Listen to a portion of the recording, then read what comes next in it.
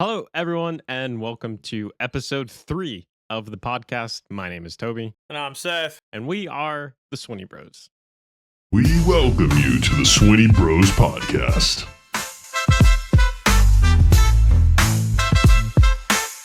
So, in today's episode, we've been having a fantastic arrangement of subjects for the podcast itself, and now we're going to go over our fantasy football draft, the league that Seth and I are in, that Seth runs himself. We just had our draft recently, so we're going to go over the biggest shocks, the biggest surprises, our personal picks, and the reason we picked them, and some questionable decisions by other players, perhaps in the draft, and the biggest shock of our draft, which I'm going to hand over to Seth to go over and why it caused such an arrangement of emotion from both of us specifically. Okay, one thing to keep in mind, our fantasy football league is a 12-team PPR format. So we got 12 teams. So it's kind of deep. It could be deeper. It could be, less, but it's 12-team PPR. I think the biggest shock for me, and I think Toby too, and a lot of other people, was how far that Brian Thomas Jr. fell. Which, to me, I was really shocked because, okay, let's see. There's the first round. He didn't go in the first round. He went almost the very end of round 2. He was picked 23rd overall in our league. That's insane. Okay, so when you look up his average ADP, most people have him at a mid 14th overall pick in fantasy football drafts. Fantasy Pros, Fantasy Football Calculator have him 14 to 15 overall for 2025, and that is for 12-team league formats. His overall ADP, though, is about 14th. He is also ranked as a top 8 wide receiver by most fantasy analysts. And even when you pull up the ESPN Fantasy Football for their PPR top 300 cheat sheet, they've got him sitting at number 14 as a wide receiver 8, right after Nico Collins and right before A.J. Brown and Drake London. And A.J. Brown was taken... Okay, he was taken before Brian Thomas Jr. He was taken number 17th. So let's see what else we got here. Okay, here's just some Brian Thomas Jr. stats for last year for fantasy, which is another big surprise to me why nobody picked him up. Like, I would have took him. He had 284 total PPR fantasy points for 2024. His average points per game was 16.7. That's pretty good. 16.7. He had 87 receptions for 1,282 yards and 10 touchdowns across 17 games. It's really good. He played all 17 games. So I'm going to give you some rushing stats for some other his competition last year, which is another reason why I'm just like, well, why did he go so late? Okay, Gabe Davis was still on the Jaguars last year. He had 20 catches for 239 yards and 2 touchdowns. Evan Ingram had 47 catches for 365 yards, 1 touchdown. The other tight end, Brenton Strange, had 40 catches for 411 yards and 2 touchdowns.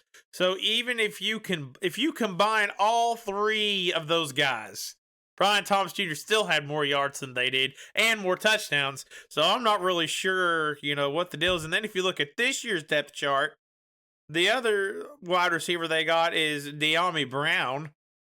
And Travis Hunter, which Travis Hunter, he's kind of been bouncing back and forth, but they have right now for the current depth chart that I was able to find, they have him listed as the left wide receiver, and then Diami Brown for the right wide receiver. So I'm not really sure why he fell so low. I'm really shaking my head on that one.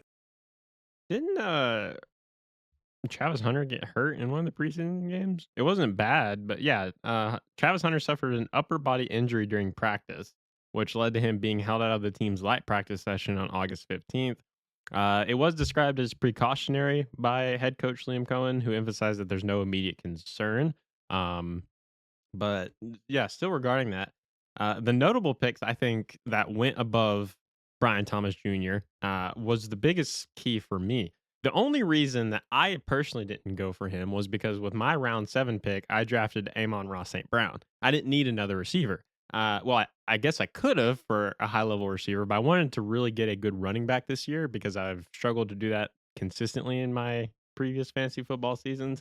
But just to list a few people that did go above him that were wide receivers, Nico Collins went above him, AJ Brown went above him, of course, Amon-Ra St. Brown, Malik Neighbors, Puka Nakua, CeeDee Lamb. So if you look at these are all high level wide receiver picks. And I think all of these picks, maybe you could argue, except AJ Brown and Nico Collins are right there, like you were mentioning. They're still elite picks. And so if you look at our draft, Derrick Henry, Josh Jacobs, Jonathan Taylor, Chase Brown by me, Bucky Irving, Kyron Williams, that's 6 running backs that was drafted in round 2. Well, see, that's when you got a 12-team league, Yeah. you've got to make your first 2 counts pick. So most people, are looking for a decent wide receiver and a decent running back with their first 2 picks, which had I have taken a running back on my first pick, I would have took Brian Thomas Jr. without hesitation for my second round pick. Well, because I really thought about drafting him, but with Chase Brown still on the board, I mean, Derrick Henry, and I honestly was kind of shocked that I was able to get Chase Brown. I had the 6th pick in round 2, and so Josh Jacobs, Jonathan Taylor, and Derrick Henry all got drafted above Chase Brown.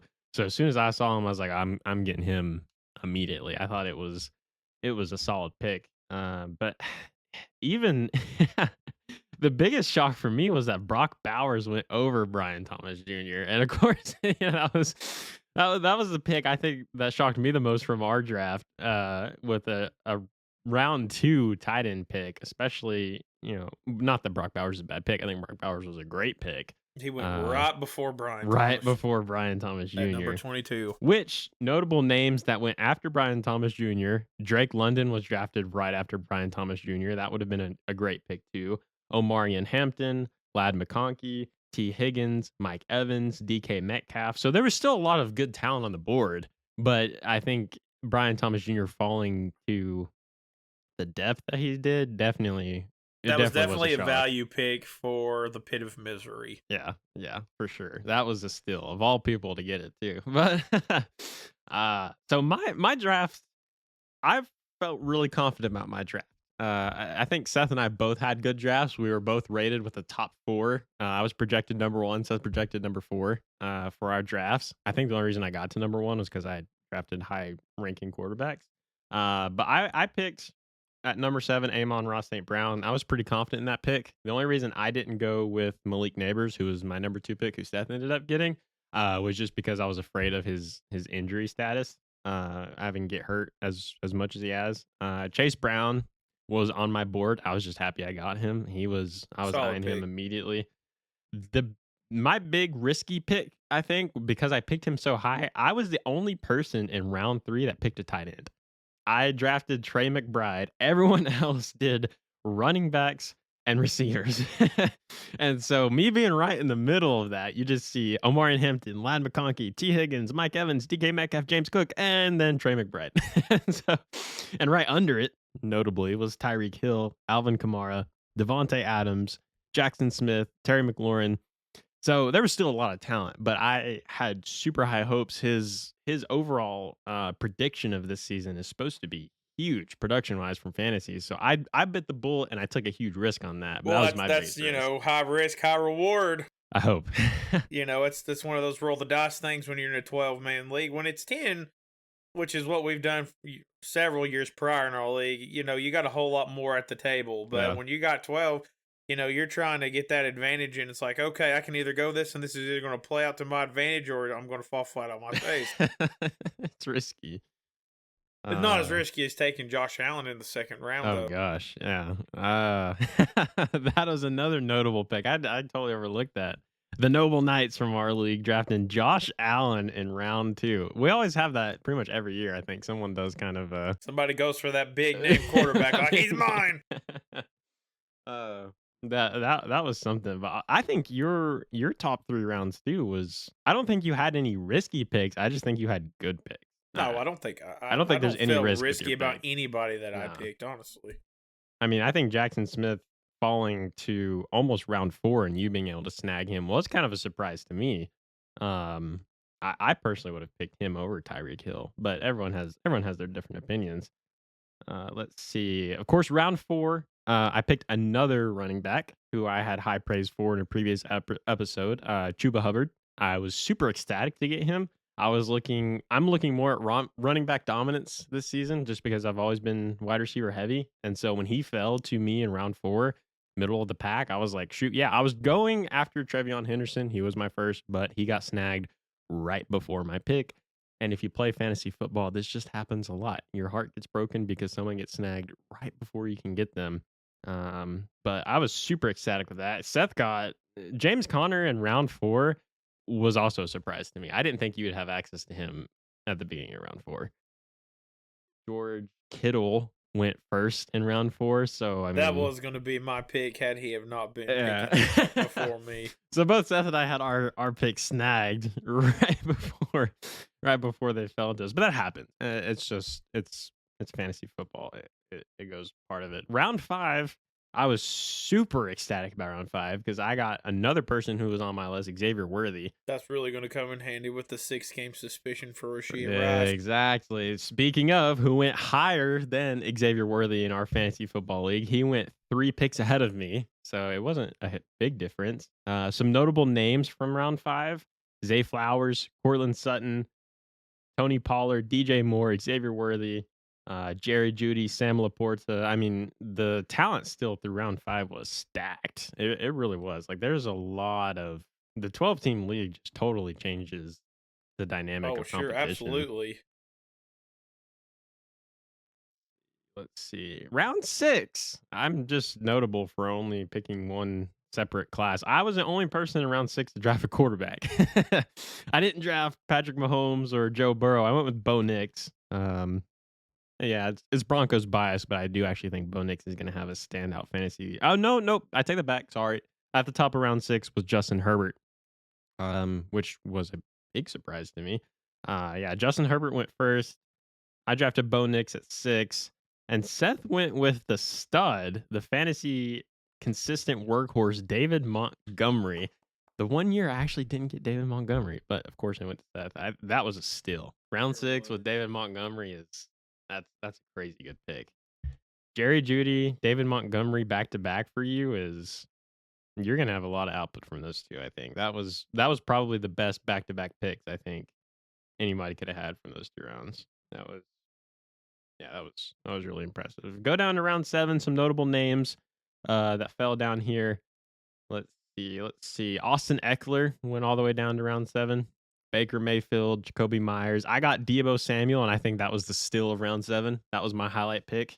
I've actually just recently bought Madden 26, believe it or not, and played against the Commanders last night, and Deebo Samuel has like a 99 overall speed. He dropped Wow. like 200 yards on me. It was insane. So hopefully his Madden stats reflect his his playability. Patrick Mahomes went in round 7. Stephon Diggs, Chris Olave, David Njoku, Seth snagged a stud tight end. There's a lot of tight ends in round 7. So I was going to say, I think that's when everybody started drafting tight ends, the Most everyone. mid-tier tight ends. The mid-tier tight ends. I mean, I don't know. Would you consider T.J. Hawkinson, Travis Kelce, and David Njoku mid-tier tight ends? Well, according to Fantasy Focus, there's C levels. I feel like that's kind of disrespectful to David Njoku. I feel like he was I guess it's quarterback situation. preference, opinion.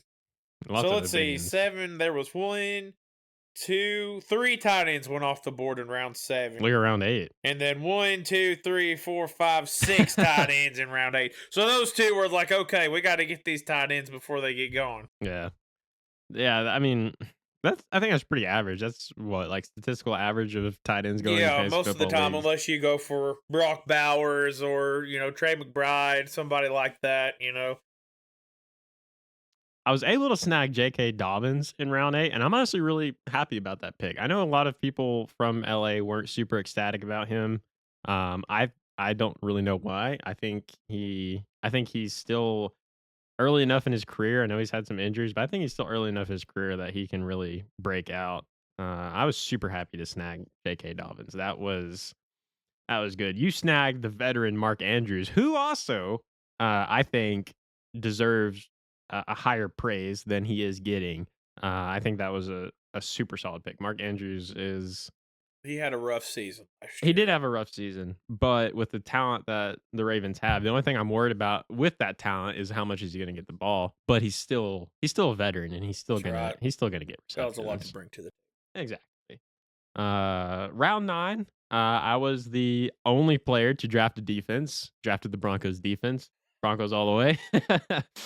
Some notable names from round 9: J.J. McCarthy, Caleb Williams, Jawan Jennings was right above me. Uh, there wasn't really a whole lot. It was basically just quarterbacks and a few receivers. Cooper Kupp, Jawan Jennings, but Seth drafted Dak Prescott. You guys know how I feel about Dak Prescott. That's It's a consistent fantasy quarterback. round 9 leftovers. He'll be good in the regular season. Yeah, that's not a terrible pick. It really isn't. Brock Purdy also went at the bottom of round 9. Round 10 was actually, I think, a little bit interesting just because we kind of started falling into the good level of players, like mid-tier players that were still fantasy producers, but I don't think anyone was really like Trying to expecting. scrape the bottom of the barrel for the last of the Yeah, and goodies. this is like the last round, I think, in fantasy every year where it's like, okay, 10 and 11 is if there's anybody decent left on the board, I'm getting them. snag it. Yeah, exactly. Because So, after 11 rounds in a 12-team league, you're looking at 132 players already off the board. So, definitely trying to get that last little bit of goodness while you still can. for all the projected hype of Travis Hunter fell to the bottom barrel of round 10 in our draft. He got snagged by the pit of misery again, always with these sleeper picks. But there were some notable names from round 10. I drafted Dalton Kincaid. I think he's going to have a good year this year in Buffalo. He's going to have to play a lot better than he did last year. Yeah, of course. Yeah. You snagged the veteran Keenan Allen. Javonte Williams went in this round. Jordan Addison, Kyler Murray, Jared Goff, Travis Etienne Jr. I mean, there was still some good picks, like potential starter picks from this round. So I don't think it was, scraping the barrel quite yet, so to speak. Rounds 11 and 12, yeah, That's probably where it's a little starting to bit. get slim. It was getting a little bit rough. I think one of the best picks from round 11 would probably have to be CJ Stroud. And yeah. also Kyle Pitts. Kyle Pitts was a good late round sleeper pick. Bottom of round 11 too. I mean, I know he had a bad year last year, but he's still young and he's still on a good team. But truthfully, I was talking to Love, who I was drafted next to, and we both forgot about him when we saw that he was still on the board. We were like, no. Round 12, this was heavy defenses. Texans, Steelers defense went out. Vikings defense went out. Tyler Lockett, the veteran. I was able to snag Marvin Mims Jr., the solid wide receiver 2 of the Denver Broncos. I was super happy with that pick. And from here, it's just you're just scraping by. You're picking, maybe rookies that you think could picking up a kicker if you haven't gotten a kicker yet. Kickers, trying to get the cream of the crop for the kickers before they get going. Backup tight ends, people get on injured reserve, maybe a snagged running back. I actually did take Michael Penix Jr. at round 16. I'm just holding on to him for draft stock. I don't think I'm ever going to play him over Bo Nix and CJ Stroud unless he really just starts popping off. The big notable name of round 16 that was the very last pick was Brian Robinson Jr., who was drafted and then released on the waiver wire right after he got drafted. So he is a free agent right now. I think Zach Ertz is also a free agent. He was. I don't know if he still is. I haven't read the waiver wire report for this. I was able to browse it this morning, and there was a few. I was like, oh wow, that was quick, right? Just some kickers and things like that. But I mean, overall, how do you feel about your draft person? Me picking at 11th out of 12th, I feel superb about my team. This is probably one of the best fantasy teams I've had since 2020, and that's the year that I went to the championship. I didn't win, but I went. And I took Malik Neighbors, number 1, going out the gate. I was afraid that I wasn't going to get Neighbors because every mock draft that I had done, he was going like 8, 9. 8, 9, yeah. Which, I mean, I had my list. I had a few other options. It wasn't a make or break, but I'm completely happy with Neighbors, especially with Russell Wilson. I Mm, think he's going to have another big season this year. I wanted, which this guy was still on my list. I really wanted Derrick Henry for my pick. same. And every mock draft that I did, he was available in the second round by the time I got there, which was just the second pick. But he got snagged into round one. So I went with Josh Jacobs, which I'm completely happy with. I tried to get Josh Jacobs last year in trades, and I never could cut up the mustard. Round three, I chose Jackson Smith and Jigba, which I think he's going to have another solid year. If you can see a pattern here, wide receiver, running back, wide receiver. My next, person was James Conner, like you said, 4. I'm a big James Conner fan. I've had James Conner in several fantasy seasons in years past.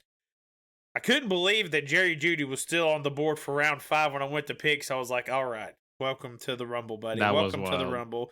And then, like you said, Montgomery, I took Montgomery at 6. So my first 6 rounds, I really try to beef up, and get the best wide receivers and running backs that I possibly can. And I feel like I did with what was Oh, yeah. available to me. I'm very happy with my team.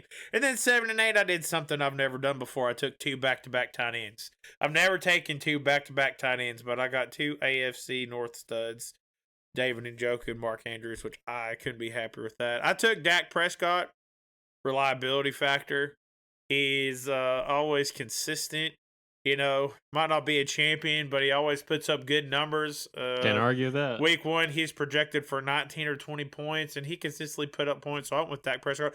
I would have rather had Herbert, but, he was already gone by this point. He got snagged early. But I think Prescott was the best available. At the time, I have no regrets taking Prescott. Then I took Keenan Allen, one of my 10th round pick. I've always had Keenan Allen in times past. He's kind of on the downhill slide a little bit from He's years older. prior just because of his age, but still, worthy of drafting, especially with him going back home to the Chargers. Really excited about that. I picked Trey Benson for my 11th round pick just for some insurance, just in case something happens to Connor. Hopefully not. I came with the Texans defense for my next pick. Wanted to get a good solid defense. That's a good pick. Then I picked Tyler Bass for my kicker in round 13. So my overall starters, are looking pretty good. I picked Trevor Lawrence round 14 for my backup. That could go either way. He has good years. He's had bad years in fantasy. That was just kind of to me, the best. It was either him or Tua, and I wasn't comfortable taking Tua just because of his injury proneness. Tua recently did just get picked up off the waiver wire. Yeah, he went undrafted. Went undrafted in our league, which really surprised me. Then I took Hollywood Brown just for giggles, round 15. He was looking pretty decent last year. He could be good. With Rashee Rice out, you're not really sure how the wide receivers are going to go in Kansas City. And then my last pick, I chose a backup kicker with Mr. Kaimi Fairbairn. Yeah, I don't really think you have any like big question marks. I think you have a clear starting roster and you have clear backups. I love my team. That's honestly, if you want to do good in fantasy football, you need that. Don't be like me every year where I'm just like, who should I start this year? And I know you're always going to have that sometimes if you have breakout performers. Brian Thomas Jr. last year, prime example. Or your whole team gets hurt and you don't have to worry about it. That was also me last year.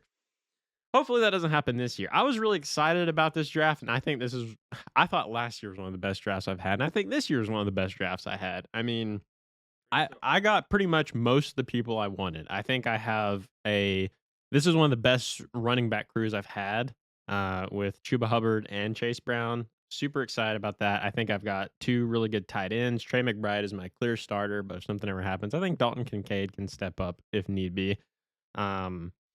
Xavier Worthy, I think, is probably one of the best picks I've made just because of the suspension. He's going to be wide receiver 1 as long as he doesn't get hurt, and he's so fast. I think he's going to put up a lot of good numbers. Bo Nix, the dude is a fantasy machine. He's got so much potential. Deebo Samuel, I'm not question marking. I'm just wondering how well he's going to fit in. But from what I've seen so far, it seems like he's got pretty good chemistry with this whole Commanders team. So I'm excited to watch them play. J.K. Dobbins, I think, was a solid pickup for me. He's going to be a clear performer. He's not going to be in my starter lineup. He's not going to be a flex. Debo Samuel's going to be in my flex, but I do have him ready to go in case of an injury or anything like that, bye week, whatever. Broncos defense, ecstatic to get that. I think they're going to be top 5 defense in fantasy production this year. CJ Stroud, I mean, honestly, I don't have any complaints. If I start CJ Stroud over Bo Nix, whatever. If I start Bo Nix over CJ Stroud, whatever. I think they're both going to perform well. Marvin Mims Jr.,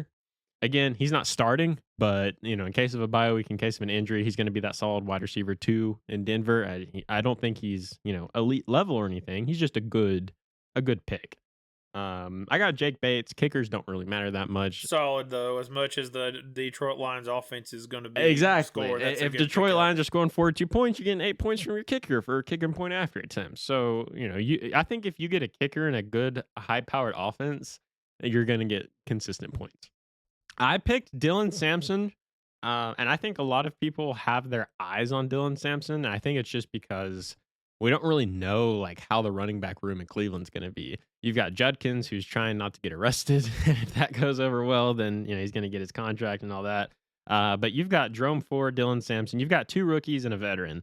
So he could put up some good numbers. Obviously, I don't think he's starting potential or anything like that. But I do think he could have a good breakout season.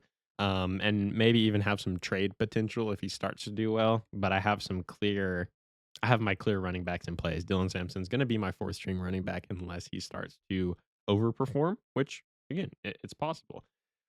Round 15, I went with Matt Gay, the Washington kicker. Again, just a high-powered offense. I don't think I can go wrong with either of those guys. They're both going to be taking a lot of point after attempts. And then round 16, I drafted Michael Penix Jr. simply because I just didn't need anybody else, and I just wanted trade potential. If somebody needs a good quarterback, and I think he could have a good production. I don't think he's better than CJ Stroud and Bo Nix in terms of fantasy points, but we haven't really seen a whole lot, so he could have a standout year. And also, if somebody's on your bench, he's not on the waiver wire for somebody. Exactly.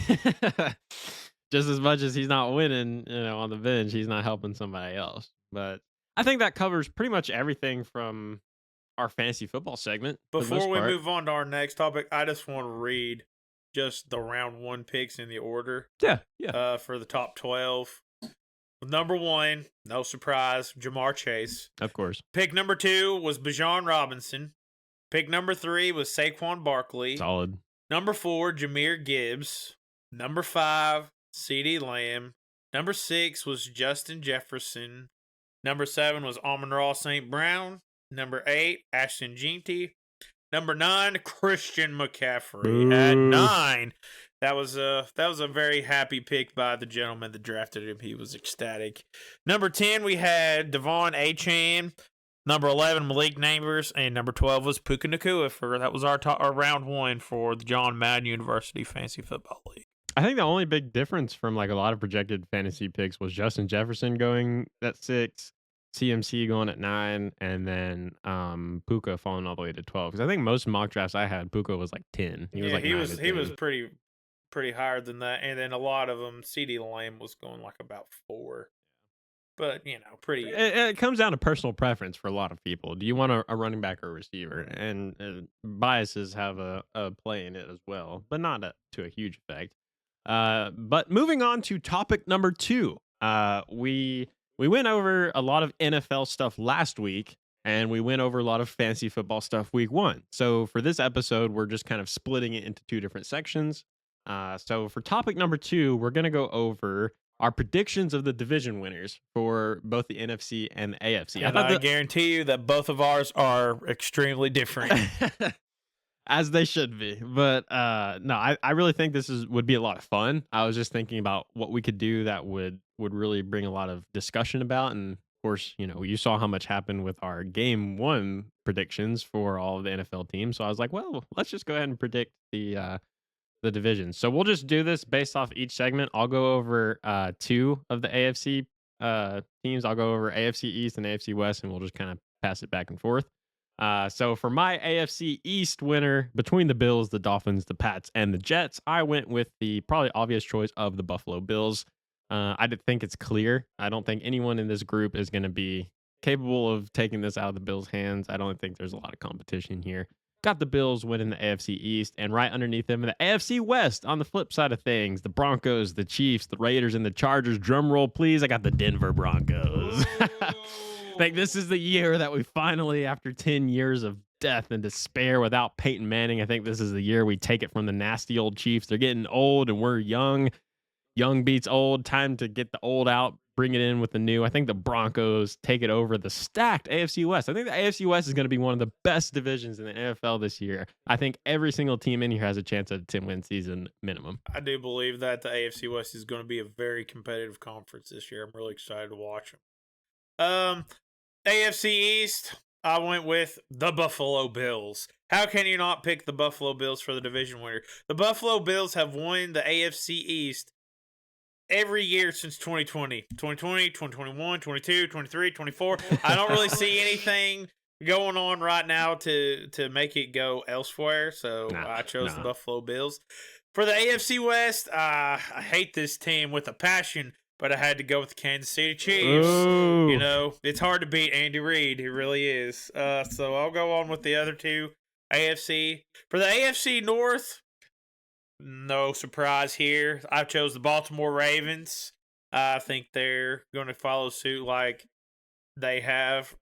I really don't see no reason for Baltimore not to win the AFC North unless they have a very bad injury with Lamar Jackson or Derrick Henry, or unless the Bengals just show out this year. They could. You know, anything is possible, but I'm picking the Ravens to win the AFC North. And then for the AFC South, I'm taking the Houston Texans to win the division. Yeah, I think that's an obvious pick. Before I move on to my picks too, just breaking news that was from this morning, or at least that I found out about this morning. Speaking of the Jets in that conference with the Bills, Elijah Vera Tucker, if that's how you pronounce his name, the starting right guard for the New York Jets, has suffered a serious arm injury that could potentially require surgery and could sideline him for the foreseeable future. So, bad news for Justin Fields, bad news for Jets fans. I know Justin Fields can run the ball a lot, but he did that his entire career so far. You want to see him have some pocket presence, and if you're losing your starting guard, that's going to hurt. That's really going to hurt, especially if you're trying to be a playoff team. That one stings. So that's your breaking news from the SwineyBros this morning. But anyways, moving on. For the AFC North, between the Ravens, the Bengals, the Browns, and the Steelers, this one I don't think is obvious, but I do think there's a superior edge. I've got the Baltimore Ravens. They are a lot of people's predicted Super Bowl champs this year. Interesting. Not mine, but I'm not going to say what that is because we're saving that for another episode. But the Ravens, I do think, win the AFC North. I think it'll be a shout out between them and the Bengals, but I think the Bengals aren't on the same caliber yet defensively. When are they ever?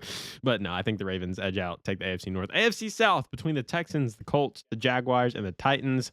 I think this is very eerily similar to the AFC East. I think there's a clear winner here, and that's the Houston Texans. I don't think the Colts, the Jaguars, or the Titans are on the same par level of the Texans right now.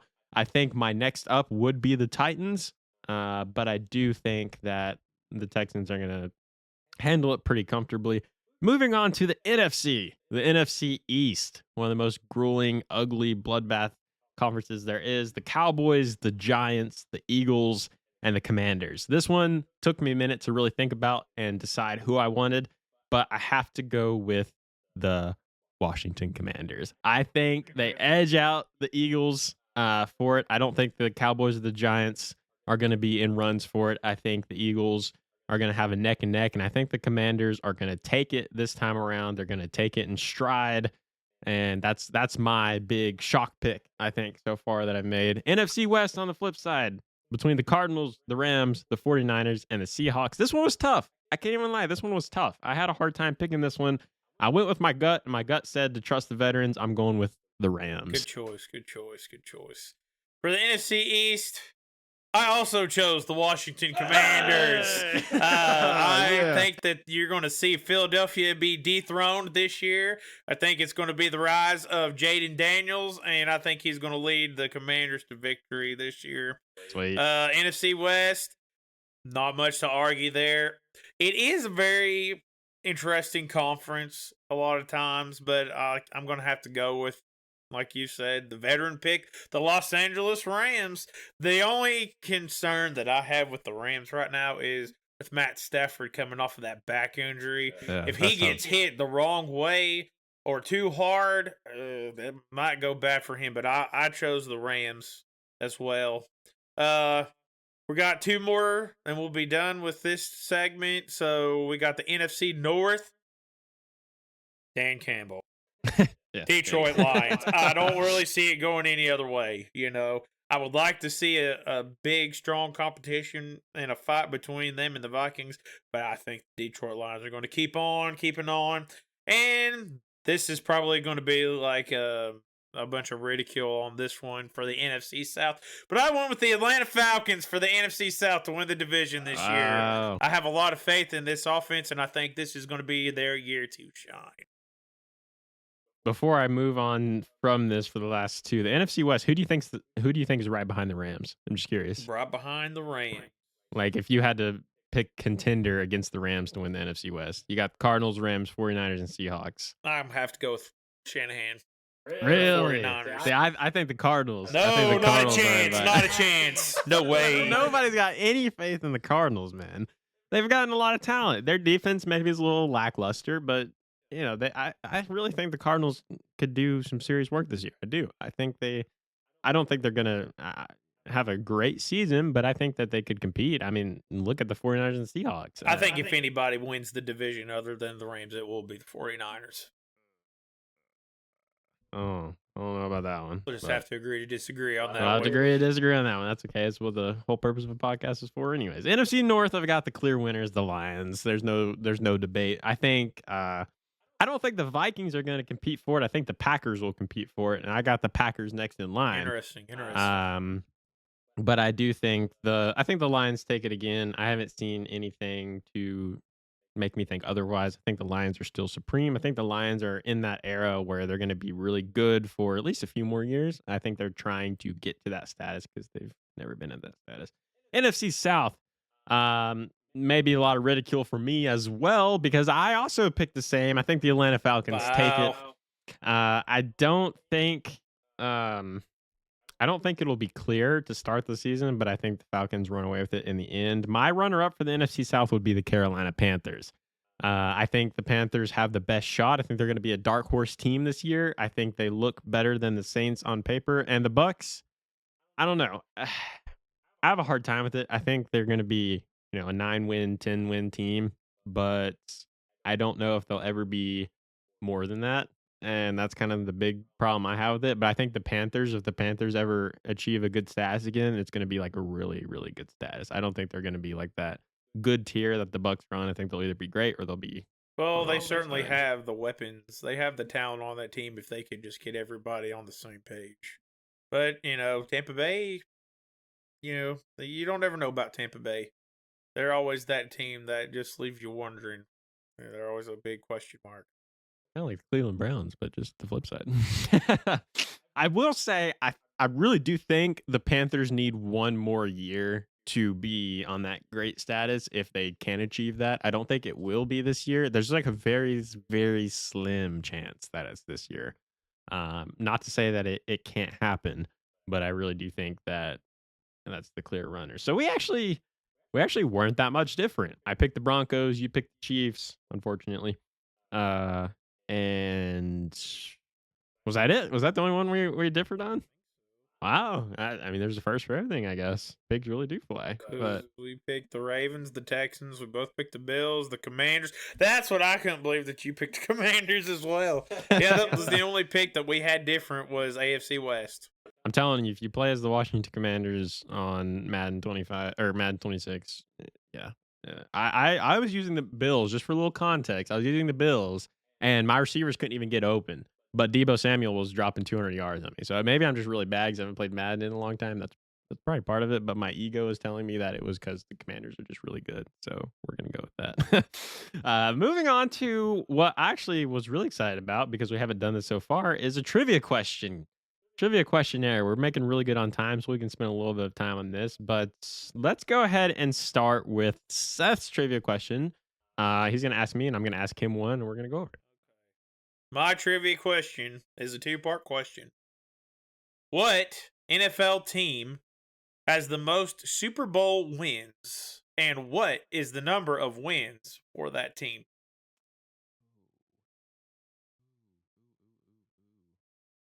One more time. What NFL team has the most Super Bowl wins? And what is the number of wins for that team?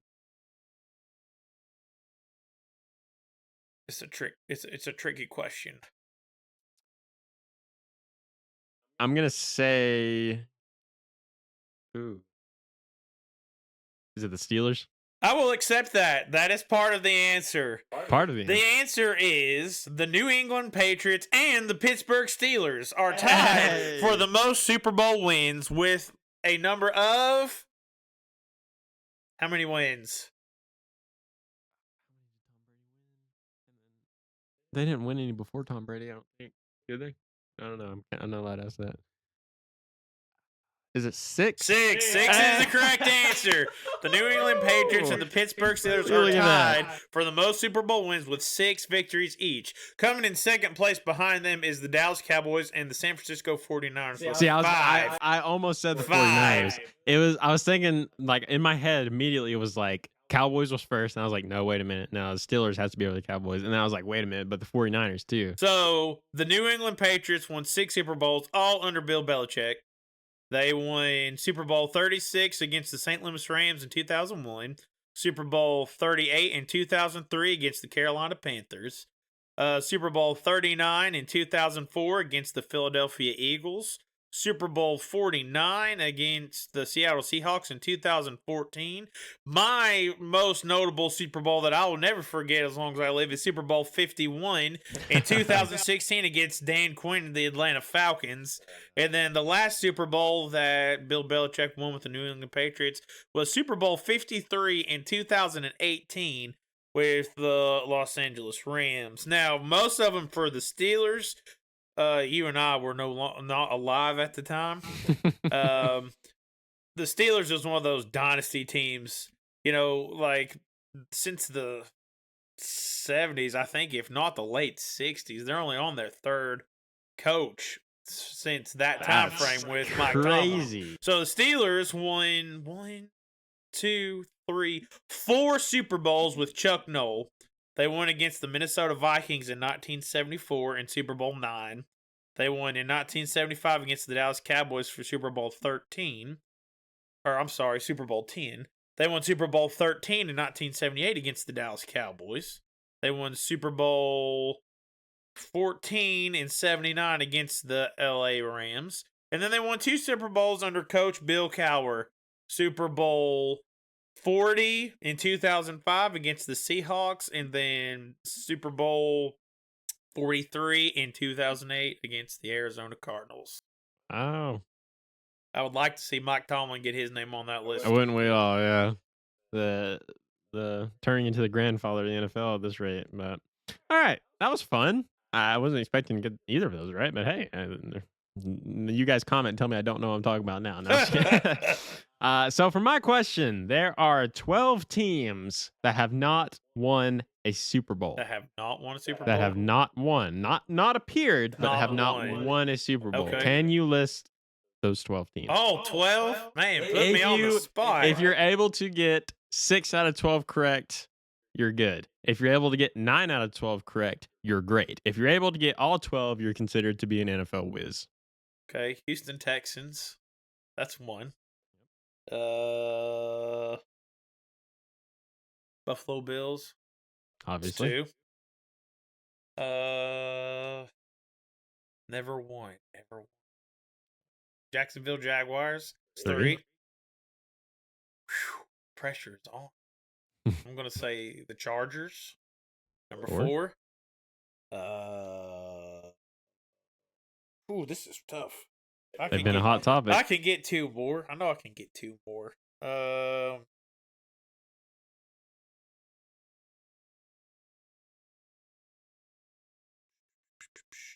Pressure. The Detroit Lions. That's 5. I know they've been. Yep. I don't know that I don't think they've ever got the championship. I might strike out with this one. The Cleveland Browns. That's it. Hey, okay, I'm halfway there. He's considered good from the NFL wizardry. Let's see. Have the New York Jets ever won a Super Bowl? Oh! Strike one. Man, this is hard.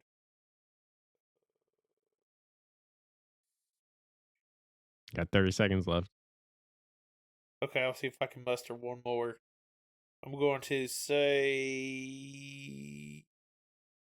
that Minnesota Vikings. That's 7. Oh, okay. I can't think of any anymore. What's the other 5? All right. So you've got the newest franchise that has not won a Super Bowl, the Houston Texans. That was an easy one. You've got the oldest franchise in the NFL that has not won a Super Bowl, the Arizona Cardinals. You have the Tennessee Titans, who literally were inches from victory, but were not able to get their Super Bowl win. You've got the obvious historic Super Bowl loss that will be talked about for the rest of our lives, the Atlanta Falcons.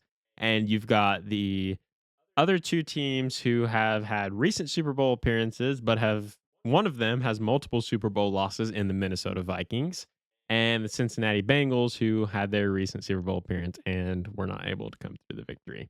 The Cleveland Browns have never reached the Super Bowl in their franchise history. The Detroit Lions have no Super Bowl wins. The Jacksonville Jaguars have never won a title either.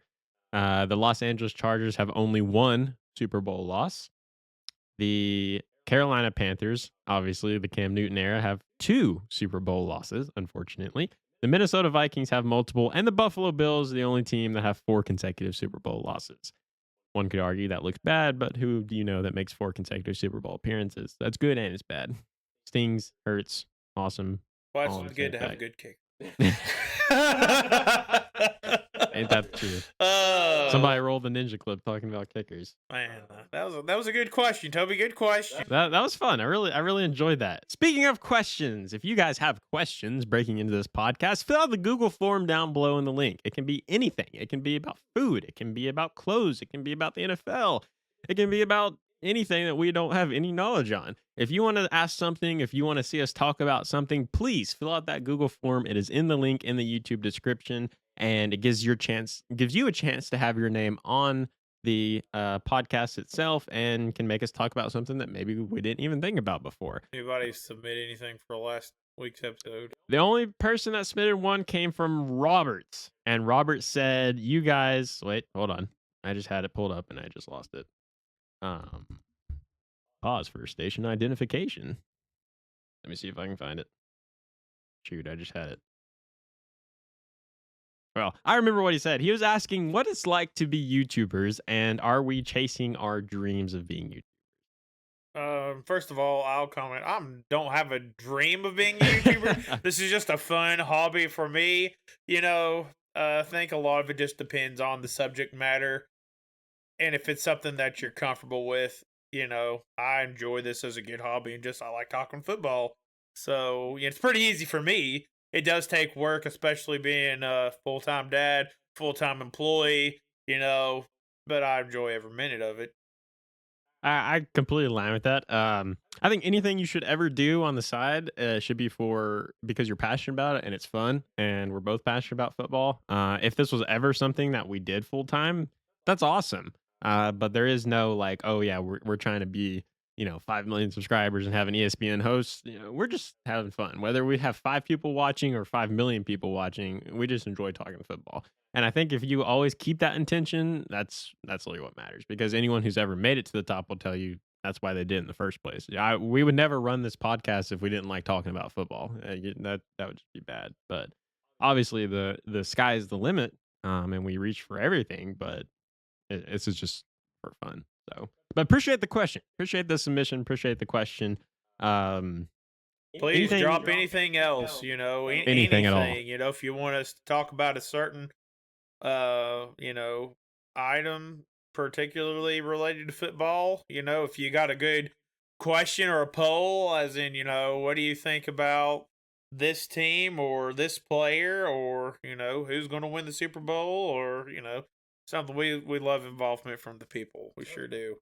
And you guys have been loving the episode so far. You've been loving the clips. We've pulled 100 plus views on YouTube for both our episodes, and we literally just started. We've been pulling 300 to 400 views, 1,000 views on our shorts. So you guys are really liking that. So if you guys continue to like this and you're watching this right now, but you aren't subscribed, please just take a half a second out of your time and click that subscribe button. All it does is just boost us to the algorithm and helps more people see our content. It doesn't cost anything. It's totally free. And you don't even have to click the bell if you don't want notifications. But it just helps us be able to reach more people to see our content. But to stop this for the end of the day, before I give my little last segment here, something I think I've been looking forward to the most. Seth, is there anything you want to comment on in the NFL, outside the NFL, college football, basketball, hockey? I don't know, name it. Anything you want to mention before we end this episode? Go Big Orange. Heck yeah. Joey Aguilar, the best quarterback. Nico Iamaleava, or however you say his name. Nico left to Olimala, California, and you look bad. Joey Aguilar, fantastic. I know it's Syracuse, but they had 10-win season last season. They look good. The running backs look good. Star Thomas looked good. Our defensive line needs some work, but I think you should be a little bit excited if you're a Tennessee fan. That was fantastic. And we got Georgia next week. ETSU this week. Georgia next week.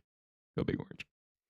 So to end this episode, I want to go over something that I haven't even thought of doing before, but I saw on someone's post. I'm like, that's actually something cool. I like to go over on the podcast. I'm going to leave us with an NFL fun fact. So a fun fact of the NFL, the Detroit Lions have hosted a Thanksgiving Day game every year since 1934, except during World War II. The Dallas Cowboys joined this tradition in 1966, making Thanksgiving synonymous with NFL football. So for almost 100 years, the nasty old Detroit Lions have hosted a Thanksgiving Day game. I knew they've been to a lot, but I never knew it was that many. Wow, that's a lot. You said 1934? 1934. 1934. Almost a century of Thanksgiving Day games. Is that not So crazy? counting last season, that's 90 games. I can't imagine. Could you imagine being on the Lions and being like, "Yeah, sorry guys, I'm having to miss another Thanksgiving this year." I will say though, I always loved watching Thanksgiving games. Oh yeah. One of my favorites was always the Washington Redskins and the Dallas Cowboys. That was always when both teams really just showed up to play. Fond memories. I mean, the Cowboys have been doing it since 1966. I mean, that's a pretty long time too. That's really almost long 60 time. years. Can you imagine that? It's like, hey, sorry guys, I know we want Thanksgiving dinner, but unfortunately I play for the Dallas Cowboys. We're going to have it on the day after Black Friday. But anyways, guys, hope you enjoyed this episode. I had a lot of fun with this one. I think we got some new stuff to talk about. That was really exciting. Like I said, like, subscribe, comment, share it with your friends, share it with your grandma, put it on the TV, put it on Madden NFL, whatever you want to do. Listen to us while you take a shower. I don't care. Hopefully you enjoyed it as much as we do. And we will see you next week for episode number 4. God bless.